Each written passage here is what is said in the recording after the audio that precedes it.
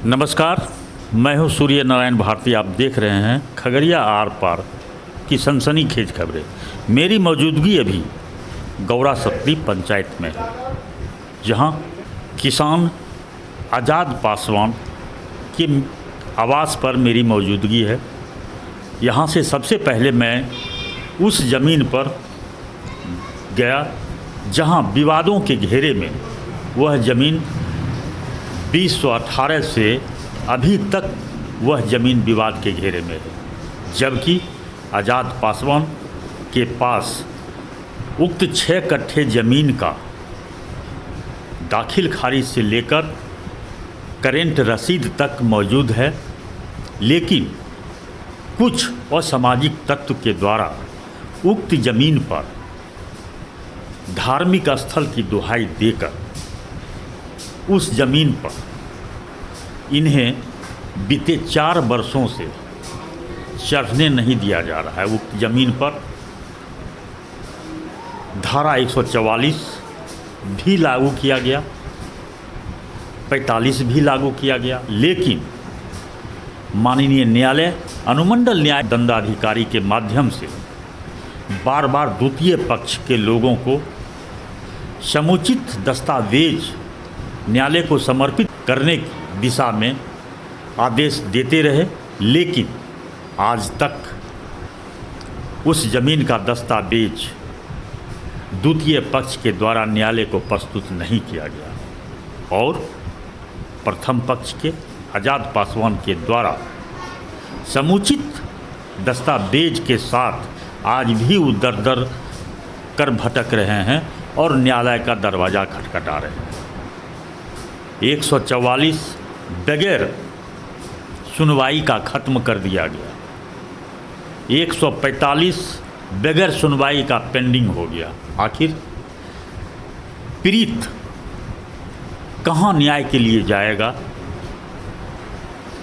यह तो न्यायालय के अधीन बात है। अब मैं बात करूँगा, सीधे रुख करता हूँ पीड़ित आज़ाद पासवान से, आखिर उनका क्या कुछ कहना है।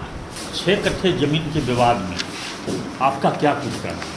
6 कट्ठा ज़मीन मानिए हम 2/11/15 को कवाला के माध्यम से खरीदी की ज़मीन की, जो आज तक हम रसीद प्राप्त लेकर अंचलाधिकारी को रेवेन्यू में दे रहा हूं सरकार को। उस ज़मीन पर मात्र एक पीपल का पेड़ है जो धर्म स्थल का बहाना बनाकर हमको उस ज़मीन पर जोतबाव करने से वंचित कर रहे हैं यहाँ के स्थानीय कुछ मनभरू ब्राह्मण जाति के लोग। हम दलित वर्ग से आते हैं, जबकि इस संबंध में हमको 144 धारा करने के पूर्व हमें वन विभाग के द्वारा पीपल पेड़ काटने का एनओसी प्राप्त है और उसके बाद लोक शिकायत निवारण पदाधिकारी अनुमंडल खगड़िया, अपर समाहर्ता महोदय खगड़िया एवं जिला पदाधिकारी खगड़िया के द्वारा मुझे मजिस्ट्रेट और पुलिस बहाल करने का आदेश प्राप्त है, जो अनुमंडल पदाधिकारी के द्वारा आज तक वह आदेश का पालन नहीं किया गया। उसके बाद मेरे ही ज़मीन पर 44 करते हुए और उसी 6 कट्ठा ज़मीन पर 44 करते हुए अंतिम आदेश में उन्होंने मात्र 9 धूर ज़मीन पर 9 धूर ज़मीन को 45 में परिणत कर दिया गया, जो उसके बाद मुझे नोटिस दोनों पक्ष को नोटिस प्राप्त हुआ 2019 से। मैं अपना सारा दस्तावेज तथ्य के साथ मैं प्रस्तुत करते आ रहा हूँ माननीय अनुमंडल न्याय दंडाधिकारी के कार्यालय में, और द्वितीय पक्ष उसके नोटिस के बावजूद भी वह आज तक अनुमंडल दंडाधिकारी के कार्यालय में उपस्थित नहीं हो रहे हैं।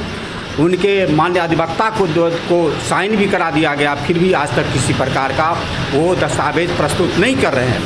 इसके बावजूद भी हम जाते हैं ज़मीन पर जोत आबाद करने के लिए मात्र 5 कट्ठा 11 धूर ज़मीन पर, रेस्ट ज़मीन पर, फिर भी हमको वो यहाँ के दबंगिया लोग हमारे साथ मारपीट गाली गलौज करने लगते हैं। इस लाज से, इस डर से हम फिर ज़मीन पर जाने से रुक जाते हैं। एक सवाल और है कि 6 कट्ठा ज़मीन का खाता खेसरा एक ही है? जी सर, एक ही। और एक ही खाता खेसरा में 5 कट्ठा 11 धूर पर आपको छोड़कर मात्र 9 धूर पर 145 किया गया है। जी हाँ, 9 धूर को परिणत कर दिया गया।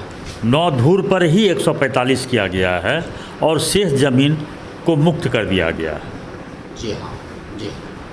तो फिर जब एक ही खाता खेसरा है और उसी में से 9 धूर को 145 में परिणत कर, क्या उसका सुनवाई चल रही है?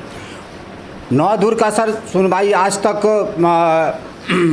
पूर्व अनुमंडल पदाधिकारी के द्वारा सिर्फ मुझे आश्वासन दिया गया कि हम कार्रवाई समाप्त कर देंगे। चूँकि द्वितीय पक्ष आ ही नहीं रहे हैं, उनको नोटिस किया गया है, वो आदेश का पालन नहीं किया है। मैं कर दूंगा, लेकिन मुझे अभी तक कोई न्याय नहीं मिला। न्यायालय अनुमंडल पदाधिकारी से क्या आप गुहार लगाएंगे? हम वर्तमान अभी हमारे अनुमंडल पदाधिकारी खगड़िया द्वारा जो आए हैं, मैं उनसे गुहार करूंगा कि हमको ज़मीन पर जाने से हमको पुलिस और सुरक्षा की व्यवस्था कर दी जाए, ताकि मैं निर्भीक होकर मैं वहां जाऊं और मैं अपने ज़मीन पर जो दबा कर अन्न उपजाऊं और भरण पोषण करूं। क्या शुभ नाम हुआ? मेरा शुभ नाम आज़ाद पासवान। उस ज़मीन पर क्या मामला चल रहा है? मामला है सर, जैसे दोनों भाई बहन 16 कट्ठा ज़मीन ली है, जिसमें कि 9 धूर पर 44 चल रहा है। बाकी जो शेष ज़मीन है उस पर भी बाग जोत नहीं करने देते हैं। ब्राह्मण लोग दबंग हैं, हम लोग दलित हैं, इसलिए नहीं करने देते हैं। हम लोग जब जाते हैं तो मारपीट करते हैं, गाली गलौज करते हैं। क्या शुभ नाम हुआ आपका? गायत्री देवी।